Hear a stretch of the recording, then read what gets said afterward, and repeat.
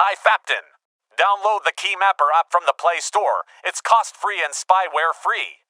A few key permissions are required, but fear not, it's safe and open source. Once you've granted each permission, you'll notice a really straightforward UI that is simple to use. Have you ever wanted to shoot a selfie using a selfie stick but didn't have one, or put your phone in a position where your hand couldn't reach the shutter button? Don't fret, though. For you, I have a solution.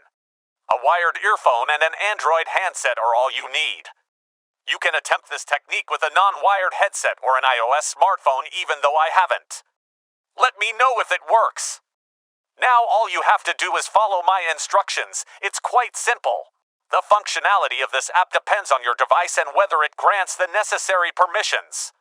Xiaomi is notorious for killing background apps, for the purpose of demonstrating to consumers how long its battery lasts.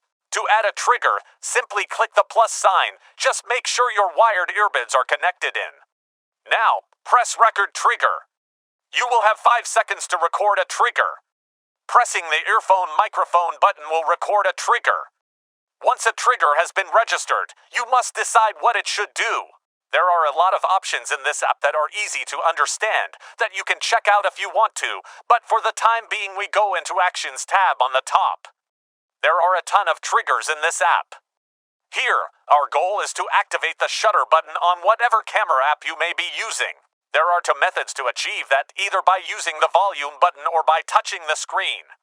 Since the volume buttons in our situation are dysfunctional, we will use tapping the screen.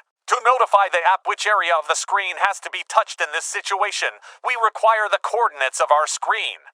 Since it might be difficult to discover coordinates, we will simply snap a screenshot of the camera app's UI and submit it to the app to choose the coordinates.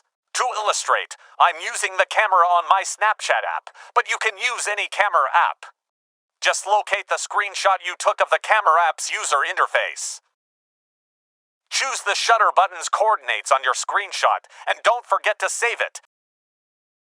The save button is in the lower right. You are now prepared to test your trigger after saving. I'll test the trigger once again with my Snapchat app. Here, I'm not touching my screen, but I'm activating the shutter button with the earphone button, and it works well. If the app asks permission again next time you open the app, please understand that your phone has killed the app and took away its permission. There's no fault of the app here, and developer cannot do anything about it. Thanks for watching. Eutripsia.